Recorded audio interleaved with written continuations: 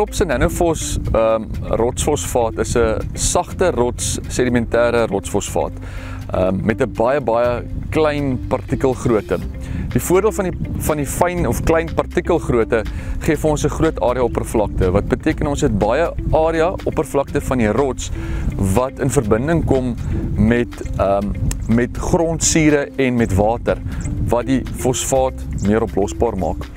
Die groot uitstaande voordeel van 'n sagte rots is dat hy omtrent 'n 10 tot 15% wateroplosbare beskikbare pH het, fosfaat dan, wat plant beskikbaar is, en 'n baie hoë sitroensuuroplosbaarheid in vergelyking met ander rotsfosfate. In die geval van 'n sedimentêre rotsfosfaat soos Nanofos, met Nanofos omtrent 35 tot 45% sitroensuuroplosbaarheid. Dit beteken, ons sit met omtrent 50% van die produk reeds beskikbaar in jaar 1 in die vorm van wateroplosbaar en dan sitroensuuroplosbaar. Die res sal dan beskikbaar raak oor 'n periode van tyd, want dit is 'n stadig vrystellende fosfaat en hy buffer jou gronde, wat beteken daar sal oorlaat fosfaat vir jaar 2 wees. Die goeie eienskap van 'n sagte rotsfosfaat is dat hy is basies 100% plant beskikbaar oor 'n periode van tyd. Stadige oplosbaarheid, maar hy is 100% oplosbaar in 'n periode van 2 tot 3 jaar.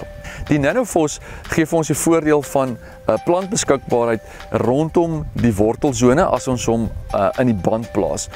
Nanofos word dan aangebied in 'n los formaat, wat 'n losmaat is, wat jy soos landboukalk kan uitstrooi, of in 'n vorm waar hy dan in 'n korreltjie kom. En die korreltjie is eenvoudig met 'n bindmiddel gebind, wat dan deur die planter in die plant voor ingeplaas kan word, saam of sonder jou mengsels.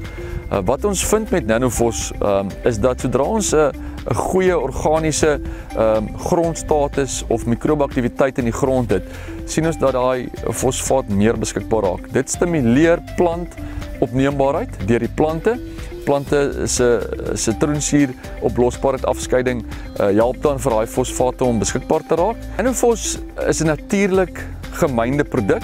So hy word in die Weskus naby Saldanha Baai, Langebaan, word hy op so 30 tot 60 meter diep in die grond ontgin.